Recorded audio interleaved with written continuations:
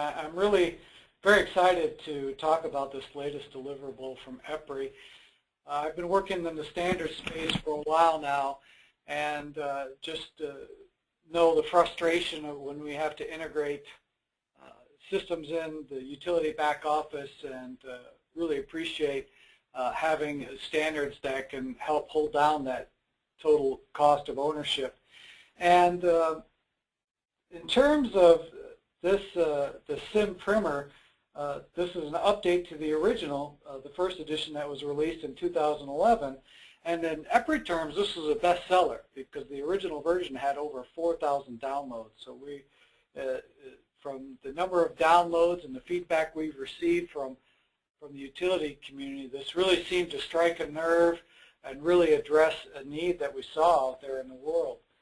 But as proud as we were of that original publication, we already had visions of what we were going to include in the next edition. For one thing, we wanted to be able to leverage the CIM Primer as a means to perhaps have a more formalized education and training process around the CIM, and also because myself, my colleagues at EPRI, who are also in the International Electrotechnical Committee, the IEC, Pat Brown and John Simmons, we knew that there was work in flight that we wanted to update future versions of the CIM Primer. So we kind of had that in mind as we were looking back and making plans for this. So, so we wanted to capture some of those new developments, for example, application integration, which we'll touch on later in the presentation. I often say that if you did application integration before the IEC 61968-100 came out, you did it back when it was hard, and we'll talk about some of those things there. So let's get started on today's agenda. So today, I'm not going to assume that folks know what the Common Information Model is, so we'll talk really briefly about what that is and the standards that make that up. And I'm not going to assume that folks know a lot about EPRI or EPRI's role with the support of the Common Information Model, so we're also going to touch on that a little bit. We'll talk about EPRI's strategy as it relates to CIM and CIM support going forward.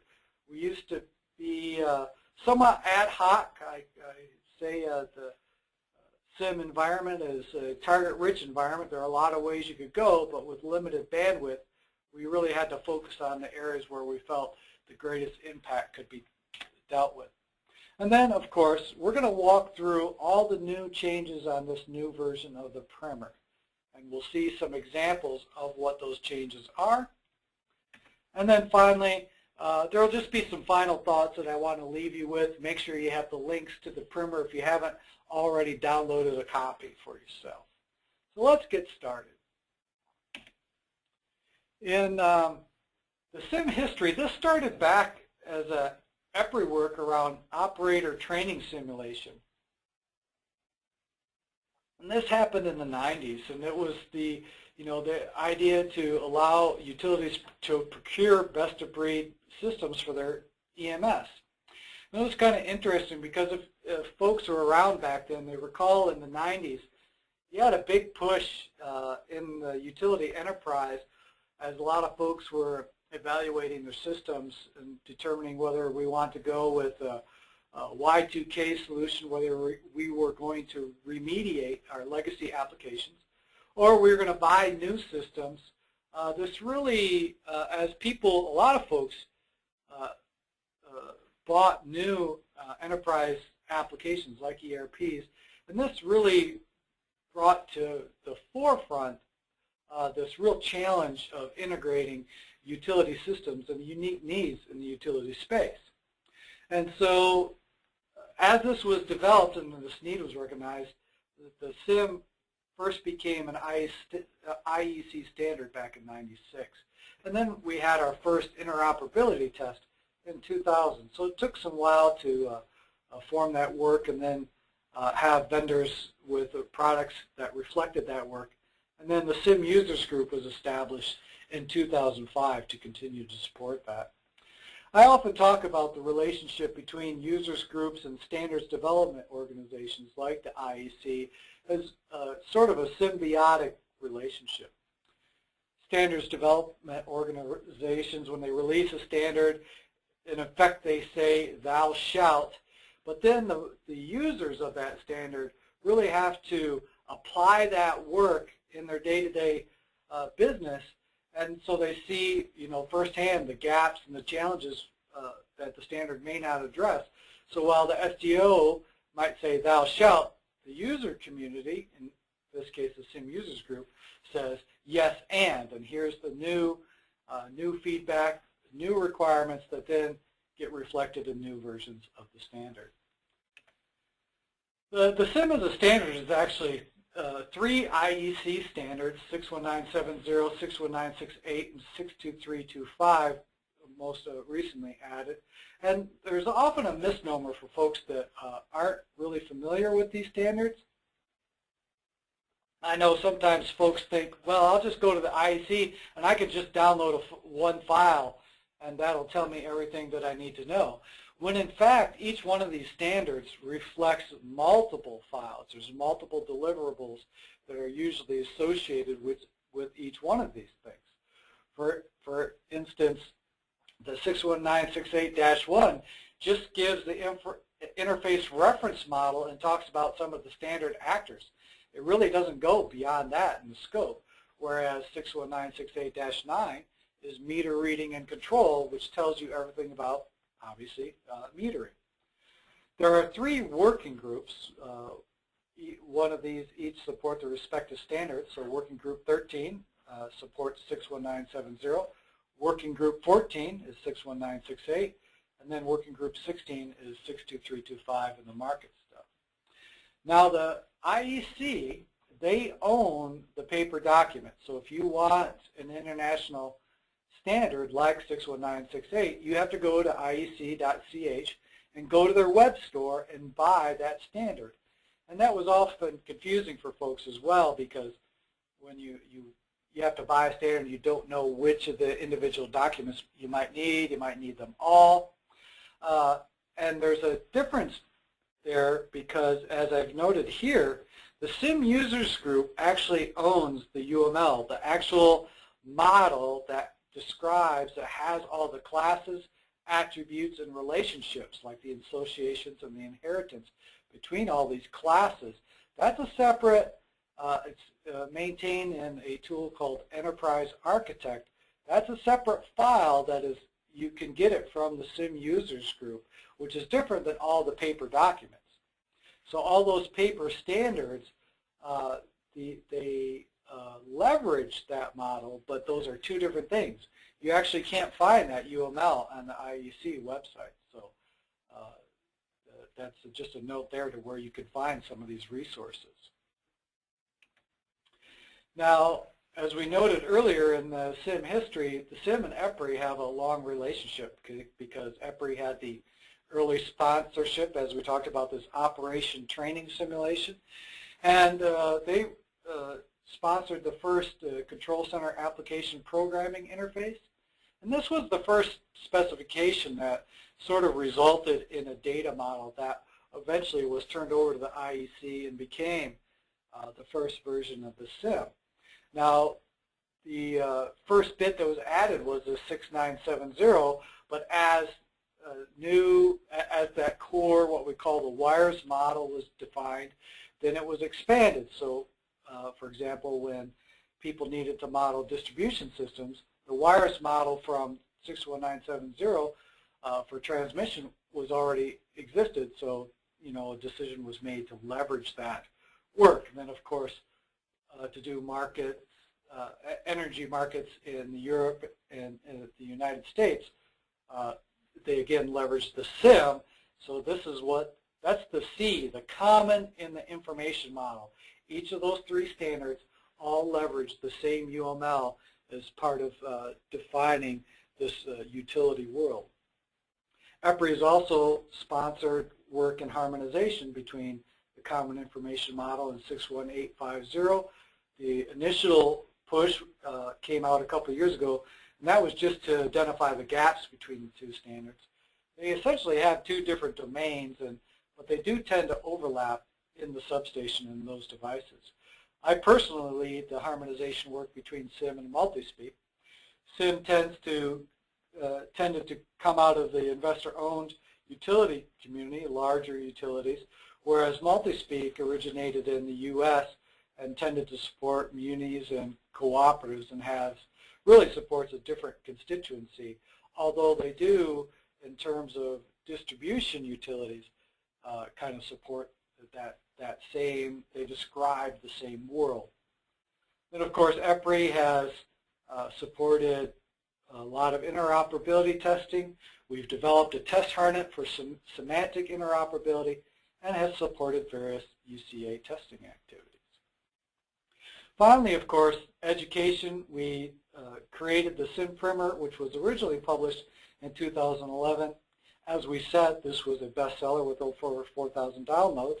And so if you want a copy of the latest, the second edition, just go to EPRI.com, put it in CIM Primer in the search box. You'll get this link here, and you can do a direct download and get that PDF at no cost to you. But again, that is the direct link if you feel like typing that in. So let's touch briefly on EPRI CIM strategy.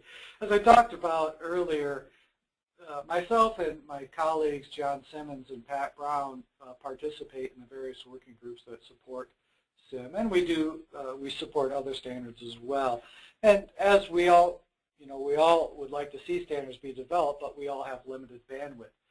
And this is the challenge here in supporting the CIM, and we were doing various things and seeing some success, but we really took a step back and we did strengths, weaknesses, opportunities, and threats analysis of both in CIM and both EPRI's place in the world as we look to support the CIM, and really decided to focus our energies on what we felt were going to be the most impactful things and really align the efforts of John, Pat, and myself in these areas. And so we settled on three core activities. One was going to be advancing the standard. This is where we develop specific models and profiles and look to address gaps as they exist in the current model. For example, Pat Brown, my colleague, has worked with CIM for Dynamics. Myself and John Simmons and Brian Seal have done a lot of work this year in distributed energy resources. And this is the idea that there might be a device with a smart inverter on it out in the world. It might be a battery, might be solar, it might be wind, something like that. It's got a smart inverter, and it might speak DMP3 or 61850. And this is the idea that you might control that in the back office with the DER management system. And but in the back office, you're either going to speak a proprietary message or you're going to use a CIM or a multi-speak based message. And so we've been doing some work there to sort of fast track those requirements so that those can be fed into the standards development organizations. And of course, we're going to continue our support for interoperability testing. And as we go out into 2014 and 2015, we're going to try to support or create or update the test harness so it supports some of the latest CIM profiles. The other activity is creating some technical guidance for the CIM. In 2014 and 15, this is where we're going to look at creating some white papers that can help folks in their use of the CIM. One of the questions we frequently get, for example, on maintenance and upgrade strategies, if people are on an older version of the CIM, maybe CIM 10 or CIM 14, they want to know how to migrate their network models to 15 or 16. Or if people have done some early work with application integration, there might be versioning on their XSDs or their web services. What are the migration strategies when new versions come out? We continue to work on use case integration. We have been working with folks to document use cases. I've also been working to align that with our friends over in Europe. And we've also, the EPRI original use case template is now becoming an IEC standard itself. And we've also sponsored work to create an importer so we can create a really robust set of use cases that gather the requirements that eventually turn into standards. And we've been working with utilities also that struggle with how do we frame language when we're doing RFPs for contracts to really bring the vendors to heel, and when we say we want your products to support standards like the CIM. So we've got a draft of that out, and that will probably get published in early 2014 as well. And the third leg of our CIM strategy, again, is education. And we are really excited to get this second edition out and into the hands of people. So I'd be remiss if I didn't mention some of my other colleagues in the IntelliGrid program. This is where we do a lot of support for standards. That's Don Von Dolan on the left, and he runs 161A program. This is the IntelliGrid, where we do a lot of standards tracking and tech transfer for the IntelliGrid program.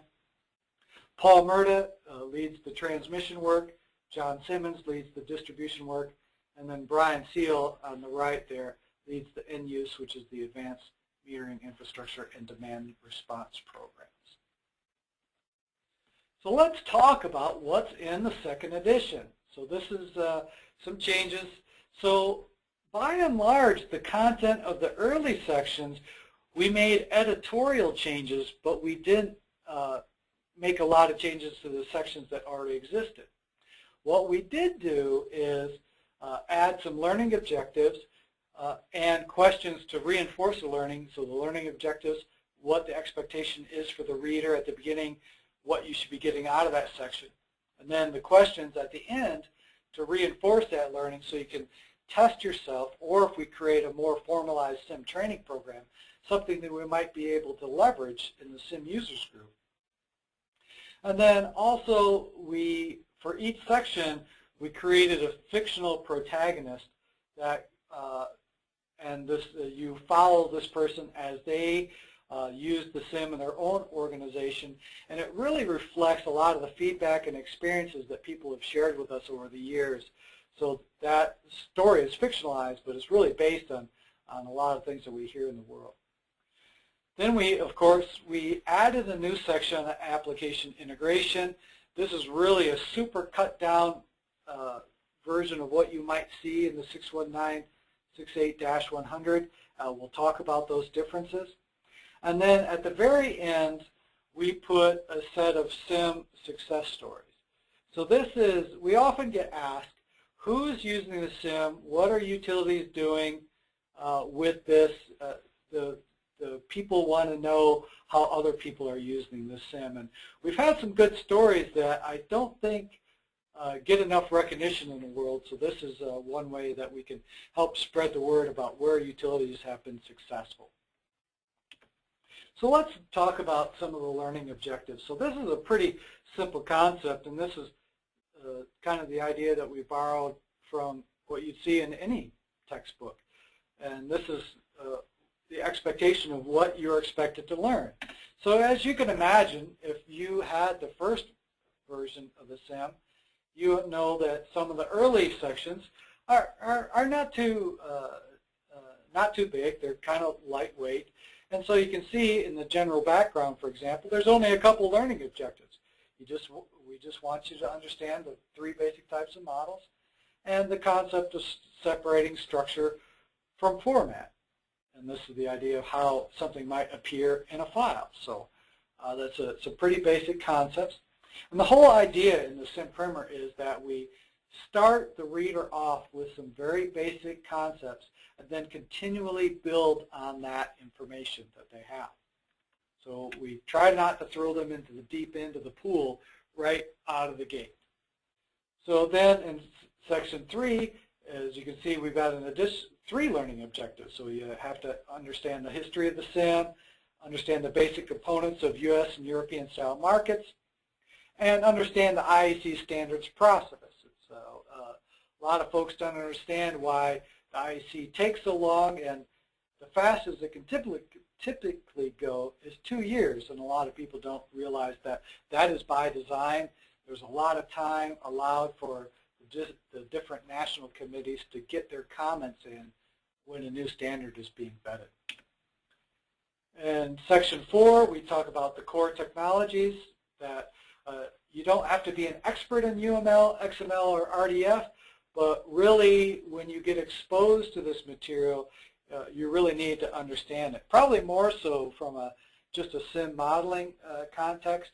You really want to know a little bit more about UML, but in Section 5, as you can see, this is one of the more robust sections, so there's a lot of learning objectives associated with this because the M in SIM is model, so it really behooves the reader to have a really strong basis in the uniform modeling language. These are all the examples of the UML that I'm going to show today, or all the examples of the learning objectives. There's a few more chapters, but I think you kind of get the gist of what was intended with these learning objectives. Then in the case study, this is a fictionalized account, as I said, based on real-world experiences.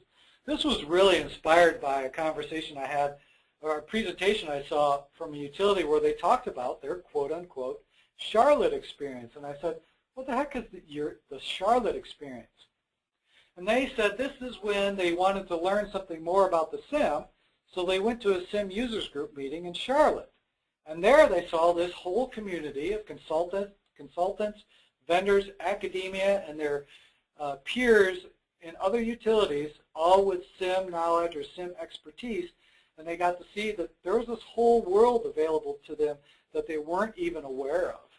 And so this is where we decided, okay, this case study is going to kind of follow along that same experience or stories that we've heard from people, or our experience firsthand when myself or my colleagues were at the utility and we experienced that kind of moment when you kind of lean back in your chair and you go, oh, I wonder how other people do this. And that's when your world changes, because you go, oh, there's standards out there and we can leverage those things. So in the case study, and I've highlighted some of these things, and this comes out of the earlier section. So the background is there's a fictional large utility that they want to use the SIM as part of their enterprise semantic model, and that they want to perhaps leverage some SIM-based adapters to migrate from a proprietary interface to something at the enterprise service bus. And our fictional protagonist is Jeff Kimball, who's the manager of the integration effort at our very innovative electric innovation utility. Innovation is its middle name, and so you'll follow him section by section as his story reflects around the things that he's learning about the SIM. Here's another excerpt from the case study that you would see where, and this is kind of interesting because these quotes that we have in here are things that I have literally heard verbatim from either other people in the utility or maybe vendors or consultants. For example, on one hand, you have people saying it takes too long for the SIM to be updated. Well, that's true, but the SIM has gone through a tremendous maturation process over the last decade. And then conversely, there at the end it says, the standard is always changing. How could we possibly deal with that? So then you learn about, the SIM is no different from any other application or language that you leverage in your IT systems. New versions come out, you have to plan for and have a migration strategy for that stuff. Or one of my favorites is, nobody uses that. I can't tell you how many times I've heard that perhaps from maybe our friends and colleagues in the vendor or consultant community, or you hear, don't we have our own common model? Which might be true. You might have a data dictionary that the utility uses, but really there's some benefits to be using a utility-based model like the SIM rather than something that folks have rolled their own. Usually what you want to do is start with an industry standard and then extend it with the stuff that's specific for your organization. So that's just sort of an example, a couple excerpts of what you'll see as you read through the case study to see how this fictionalized person, based on real experiences, uses the SIM or experiences it. Now, one thing folks might be concerned about is, well, how hard are these questions? Well, I don't think they're too hard because I've been working with the CIM for a while now, and that's really my expectation. If we created a formalized education and training program, I would have an expectation, and I think my utility colleagues would also have an expectation, that if a vendor or systems integrator, consultant came to you and said, yes, I know the CIM, I think you would have a reasonable expectation that they could answer all the questions in this book with relative ease. Because we don't have an expectation that the reader could write XML or RDF from scratch, but they should have a reasonable expectation that they can answer some of these basic questions. And I just grabbed a couple examples here. So you might not be an expert in XML, but you should at least know that when you have an XML schema definition, an XSD, it can define the data types for elements and attributes, whether their values are fixed or if there are any default values. If you know XML, you know that the answer is D, all of the above. Here's another example. When we talk about classes and the differences between abstract and concrete classes, the examples in the book provide some very basic examples where we talk about shape, which is an abstract class, versus maybe a rectangular circle, which might be a concrete class. And so this example would be A, shape, and it's based on the content of the section. So it comes right out of that material, so it's usually pretty easy to find the answer if you've read the material. Here's something that is from Section 5 on UML. So there is an expectation that the bar on the learning for UML is set a little bit higher, and there's an expectation that the reader will, if they don't know, that they will learn about this concept of cardinality, and that is the relationship between two objects. It might be 0 to many, 0 to 1, 1 to many, or 1 to 1, that sort of thing. And so there's notation that goes along with that, and you see that in this question. So here in this example, we see if a relationship between conducting equipment and terminal is denoted as this cardinality notation 1 dot dot 0 asterisk, that it indicates, and we know that that's a 1 to many relationship. So we would see C is the answer for each terminal. There are many conducting equipment. And while you're not going to be expected to write a file that can do network model exchange, you do want to understand some of the basics. So here's an example of, you want to know what a difference model is. In this example, it provides a mechanism to allow D additions, deletions, or updates. So again, if you know the CIM or if you read the material, these questions should be fairly straightforward in terms of answering them. And so I'm hoping that we can leverage this in the CIM users group to really formalize the education and training. So we added a new section on application integration. And this is based on the fact that the IEC 61968-100 was published this year. And this really gives guidance for how to do systems integration using the CIM. As I mentioned, I always say if you did systems integration based on the CIM prior to this release, you did it really when it was kind of hard because there was no guidance. The criticism was that the CIM was a dictionary. The metaphor was it was a dictionary, not a writing guide. So you could look up words in the CIM and understand what they meant. But it didn't tell you how to string these things together to do systems integration. So we don't go into a lot of detail. The expectation is, because the expectation is you would refer to the -100 for more information. The -100 is a couple hundred pages of very detailed guidance on how to use web services and JMS for integration, where we just kind of hit the highlights and show you some basic patterns. And what is really important to know is the naming convention. So this table that I show you here is the verb table that shows the different verbs that are used in the naming convention. So a name of any web service or the name of any JMS service is based on this verb-noun pair. So the verb is based on some sort of action, the noun is based on some sort of object. So for example, if I want to query a system and you say, I need the meter readings for a customer, you would use the get verb because that's a query, and then what do you want? Meter readings. That's the object, that's the noun, so the web service would be called get meter readings. So here's some examples here where we say the 61968-100 describes how to do it, how to do the systems integration. But if you want the what, the actual information that's being exchanged, here's one example is 61968-9. That standard describes meter reading and control. So if you have an AMI network and you're sending messages through that thing, this has a lot of the messages described for you already. You use these two standards in conjunction and you have really everything you need to know about systems integration for a distribution utility. So we also hit some highlights on this patterns of application integration.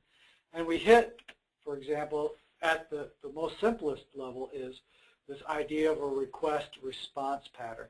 That is, one system makes a request of another system, that system replies. And here you see an advanced metering head-end system making a request of an outage management system, and it's using a create, and in the CIM vernacular, an in-device event. That is, some sort of event has occurred and they're passing that information around that device or event to another system, and then there's a reply that's associated with that.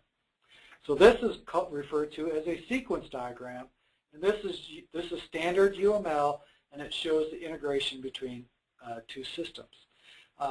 At the top there, those stick figures are referred to as actors, and those can be human, system, or application. And we see here a basic request response.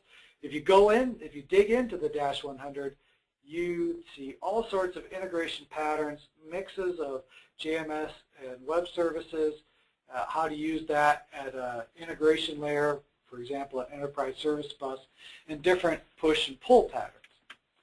We cover one other example that shows something that's a little bit more robust. Again, this is typically no more than a glorified request response. We've thrown an extra actor here in the middle. We've got a customer information system on the left. We've got a meter data management system in the middle, and we have an AMI system on the right-hand side. And this just illustrates a basic remote disconnect use case.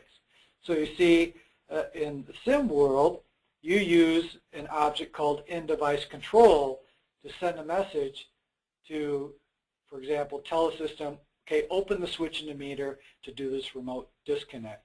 So you use the verb create, you're creating this message. So you create in-device controls, it gets passed to the MDM system, which in turn passes it to the AMI system. These replies let the sender know that yes, I have received that message. Then you see here on the right-hand side, the AMI system performs the disconnect, and then that should generate an in-device event as the power is disconnected from that premise. That generates an in-device message. It's created, and in the table on the previous slide, you see when we initiate stuff, it's usually the present tense. When we react to things from an event, these are typically past tense. So we see we create this message at the top left, and we created past tense after the thing is opened. Then as part of a normal connect-disconnect use case process, typically the first thing you want to do after a disconnect is get that final reading from that meter.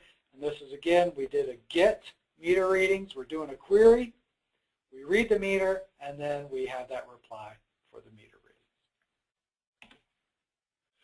readings. In terms of success stories, we wanted to get some of those out there in the world. We had an example from Green Button where that standard used some of the core objects and semantics from the CIM, and so it was CIM-based. So we have a couple pages that tell that story. We also wanted to see some examples of how different utilities had used the CIM. So we have some examples listed here where it was used for application integration, where Different utilities, several utilities have used it for their enterprise semantic models. Some use it as part of their enterprise information practice, and then some utilities use it for their data governance.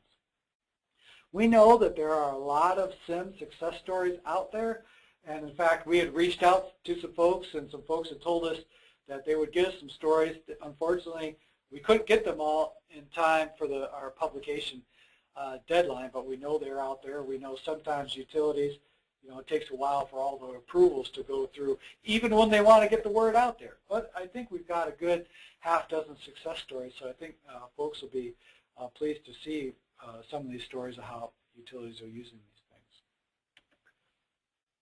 So here's some final thoughts that, EPRI and the CIM, we've got a long history of support. We're going to continue to support the CIM following our three-pronged strategy. We're going to focus on those activities. If they don't fall into some of those three activities, we're probably not going to do that work because we want to really work on advancing the standard, the technical guidance, and continuing the CIM education. We, again, very excited about the CIM Primer. We believe that this will, again, be an EPRI bestseller and that folks should really like some of the new additions to this primer. And the cost is no cost. It is free. It is freely available, as I said. Go to EPRI.com, search for CIM Primer. It'll take you right to it, or you can use this direct link out of the presentation. With that, Kay, do we have any questions? Yes, sir. We got at least one here. System integration. Does this mean, for example, to a SCADA system also? Yes. Yeah. So if you wanted to, for example, integrate SCADA to an outage management system, yeah, absolutely. Now that the specific message might not exist, but some of the things I could, a SCADA device could tell you that it had an event just like a meter did or some other end device. And so you could use an end device event to pass the fact that some SCADA device saw maybe an outage or maybe a power quality issue, and if you wanted to pass that to a GIS system or an OMS system, you would absolutely leverage an existing end-device event message defined in the CIM for application integration. Okay, all right. That was the only question that I've got right now. If anybody else has a question, please send me a question on your question box, and we'll get Gerald we'll put him on the floor here answering your questions. All right. What is the progress of vendors adopting this for their app integrations such as MDMS, AMI, head-in, or CIS systems? Well, we've seen some vendors, I don't know if I want to name names, but well, I know like Ecologic Analytics, they were recently acquired, but they had a really good CIM interface. A couple of metering vendors had CIM interfaces. So you're slowly starting to see some of the adoption. We had a lot of vendors participate in the last interoperability test. I forget that number, but it was not insignificant. So there are vendors out there that do support the CIM. They might not support the latest version, but sometimes it takes a while for a new version of the CIM to come out, and then it takes a little while for that version to show up in the vendor's products. But okay. Of course, we need to make sure we're asking vendors about their CIM support when we go out for RFP to continue to keep the pressure on them. Okay, where can we get more in-depth technical information? The Primer is a good start, much better than the standard. Is it much better than the standard itself? I like that question because really it speaks to our goal. I remember when I first was doing some research on these standards, and I would look for them, again, I was just like anybody else. I would look and go, oh, I'm just going to go download some file. It's going to tell me everything I need to know. And the fact is, no, you go to the iec.ch, that's the IEC website, and you go to their web store, and you go do a search, for example, on 61968, and you find out, oh, there's whole families of documents well, which ones do I need? When you're just getting started, you don't want to drop hundreds of dollars on these documents to find out you didn't get what you need. So really, and also the standards, of course, if you ever tried to read them, you know, they're not real page turners. They're very dry, and it can be tough to wade through that material and kind of get at what you're trying to find out. If you're doing network model exchange or maybe application integration, the application integration one is probably written a little bit better for the integration professional, I think, but that might be biased because I helped contribute to that one. But the fact is, our goal with the primer is really to get folks' feet wet, get them a basic level of understanding, and also, like I said earlier, is you start off with a base level of understanding, and then we continue to build on that. So the first couple of sections of the book are real easy reads, but then we build on some of this information, making it more complex so that you have some of this basic understanding. But then the expectation is we provide references to some of the specific standards. So if you wanted to know more about transmission, for example, we reference 61970-301. So you go, out of all these things, maybe I should start with the -301 if I want to know something more about transmission. So yes, that's a great question, because we want to create this basic level of understanding, get your feet wet, and then when you're really ready to dive into things, provide the references of where you can go for more detailed technical information. Yeah, and hanging out with the CIM users group is not a bad approach, because you basically get to talk with the brain trust of the industry. You get to deal with the folks who wrote and are continuing to maintain the standard. It's just it's a good experience. Yeah. Okay, IEC standards are proliferating, getting expensive. Are there any suggestions for key standards? We're not that large a utility. For key standards, like the absolute minimum ones that you'd want to use? Yeah, I think so. Yeah, that's a tough one, because you really need to assess the environment that you're in and look at what business capability you have versus the capability you need, and kind of start that out to create a roadmap to figure out where you need to go and do that gap analysis, what you had versus what you need, and then go, okay, it might not be an IEC standard. Maybe it's multi-speak if you're a small municipal or cooperative. Maybe it's a NASB standard, maybe it's something else. So it really speaks to understanding the requirements around the specific gap, understanding does the IEC standard address this need, or does some other standard address that need? All right, just a second. Okay, I wanted to say one of the questions we get frequently is where can we get a copy of the CIM? And the CIM model is maintained in a tool called, by the vendor Sparks Systems, and the tool is called Enterprise Architect. They have a free viewer that is available, and the CIM is in a file with an EAP file extension, so that's just an Enterprise Architect file. It is maintained in standard UML, and you can use that to export it to an XMI file, and the standardized XMI can be imported into any tool that supports standard UML. For example, rational rows, and there's some other drawing tools that support standard UML. One tool that does not support UML that people do a lot of diagramming in is Microsoft Visio. I'm a big fan of Visio for the good-looking drawings that it can create. However, it does not support standard UML, so you can't import CIM UML into it, and there's no facility for that. So, okay, I've got two linked questions. I'm going to give them to you together. Do you have a lot of examples of moving data from the control to business networks, or should I say just a generalized reference? Do I have a lot of examples? Yeah. I don't, but I think there's vendors out there that do. In fact,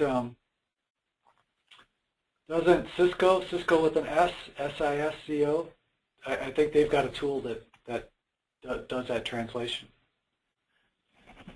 So I that's think one. so too. Yeah, I'm not a paid spokesman for any particular vendor, but that's one top of mind. Okay, then the next one here is progress in linking details of substation with SIM, i.e. 850? 61850 harmonization with SIM. Yeah, so the original EPRI effort just identified the gaps. We've got another working group. Did that fall into working group 19? That's another IAC working group. So now they've started a new group, and they're actually actively working on that as we speak. We had a working group 19 meeting about 6 weeks ago at Mackinac Island in Michigan, and this work was kind of kicked off and started that work looking at specific use cases. So work in progress, and I would expect that we'll hear something probably within a year.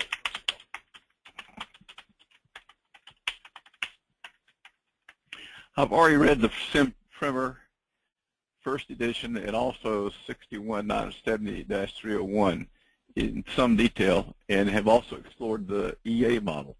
I want to dig deeper. Who can I talk to? Well, you could talk to myself, Pat Brown, or John Simmons here at EPRI, or there are also many consultants that also have SIM expertise. Some of the folks that are top of mind are UISOL, Cisco, which I mentioned, SISCO, and Extensible. So these are all consultants that have SIM expertise. You could also go to a SIM users group meeting. The next one is in Melbourne, is that correct? Yes, sir, Melbourne. Australia. I think it's the week of the 24th of February, and we're going to be starting a SIM Pacific users group. So it'll be a group that can operate on its own independently, but coordinated with the main SIM group, and we're looking forward to great things coming there. We're getting very excited about that. So if you're in that area of the country, we invite you to come down under and learn with the rest of us. Yeah, so the SIM users group is really a great forum to rub elbows with other SIM practitioners, folks that use it day to day. Okay. Multi-speak is a concurrent solution to SIM, question mark. Sort of. Multi-speak supports came out of the municipal and cooperative market. It overlaps SIM in the sense that they both describe the distribution domain of utilities. They support, like I said, different constituencies, so there are a lot of similarities. I work very closely with Gary McNaughton, the main support person for multi-speak and harmonization, and also when we work on things that neither standard has defined, we work to make sure that going forward they are aligned. For example, our work in the distributed energy resources, this concept of having a DER management system or DERMS and the message exchange that might occur in the back office, we're working very closely to make sure those messages are actually the same, although the multi-speak has a slightly different naming convention, the actual message payloads would be aligned. But yeah, there are overlaps in terms of the distribution operations, not so much transmission, and not so much not energy markets per se. So, but Okay. there's No, excuse me for interrupting. Go ahead. no, I'm done. Okay. We have from down under a comment that sometimes there is a quick win by using SIM for integrating some applications. There is not always a need for an all-encompassing project, i.e. SCADA and Historian. Is that a statement or a question? I think that's a statement. You Okay. agree with that?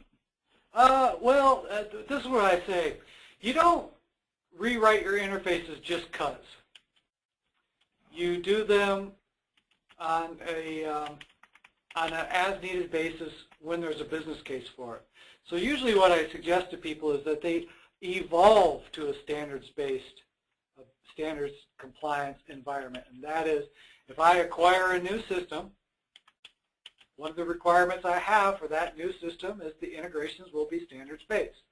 If I'm doing maintenance on an existing interface, I have a requirement that any upgrade to that interface will be standards-based.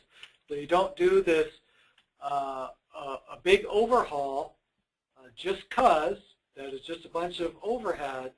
What you do is on a case-by-case basis, and you evolve to the standards-based footprint. And what that does is, the first one probably doesn't save you a lot of money, other than that you have a standardized naming convention and a standardized data dictionary that you can go to and how things are defined. But the next one is a little bit less, the next one is a little bit less, and as you go, you really begin to hold down your total cost of ownership on your systems integration.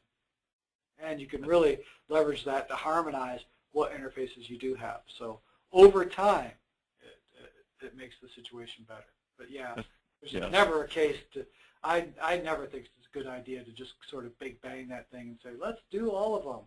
No. Not unless you want to make a career in solving problems you didn't have to. Well, yeah, that's called being famous for the wrong reason. Yeah. All right. Can we expect some new development in the INTFERP support area in the 61968? It's been informative for a while. Yeah, I'm not familiar with that, so we could maybe reach out to some of our other Working Group 14 colleagues and see if we can get some information on that. Okay.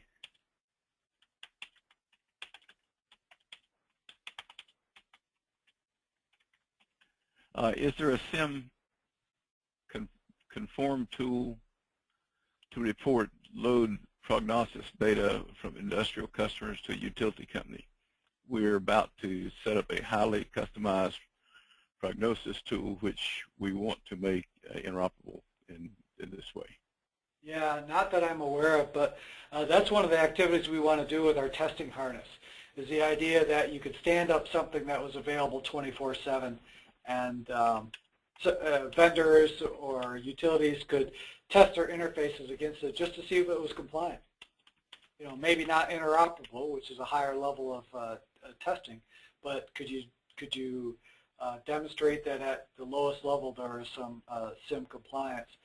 Look for that at the end of 2014 or into 2015. Probably, it sounds like it probably doesn't sound like it addresses your immediate need, though. Okay, we have an Ultra ESB bus with an IEC 61850 client. What should be our next steps to map the 61850 data to CIM in order to expose a CIM model to enterprise applications such as GIS, DMS, etc.?